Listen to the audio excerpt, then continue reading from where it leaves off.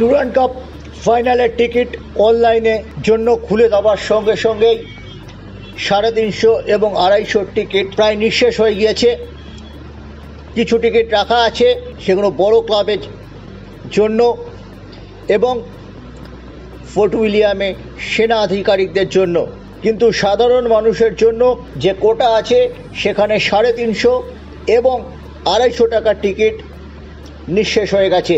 পড়ে রয়েছে একেবারের ওপরে টিয়ারের টিকিট, যার মূল্য হচ্ছে 150 টাকা।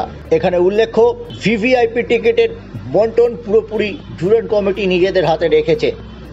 তারা মোহনবাগান এসজিকে 5000 টিকিট দেবে। সেই টিকিট কিছুটা পাবে মোহনবাগান এসি, কিছুটা কোম্পানির সঙ্গে যুক্ত ব্যক্তিরা। এই হচ্ছে টিকিট বন্টনের ফর্মুলা।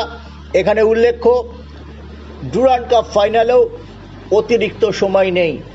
90 মিনিটের মধ্যে যদি ম্যাচের ফয়সালা না হয়, তবে যেটা আমরা দেখেছি কোয়ার্টার ফাইনালে কিংবা সেমিফাইনালে, সেরকমই টাই ব্রেকারের মাধ্যমে জয় পরাজয়ের নিষ্পত্তি হবে। ডুরান্ড ফাইনালে আপাতত নিশ্চিত হয়েছে পুরস্কার বিতরণ অনুষ্ঠানে উপস্থিত থাকবেন ক্রীড়ামন্ত্রী অরূপ বিশ্বাস। ডুরান্ডের টিকিট বন্টন যারা অনলাইনে বুক করেছেন, সেটা আগামীকাল 29শে আগস্ট এবং 30শে আগস্ট হবে। মোহনবাগানের যে কাউন্টার রয়েছে বক্স অফিস কাউন্টার থেকে সকাল 11টা থেকে 6টা পর্যন্ত সেটা বন্টন করা হবে।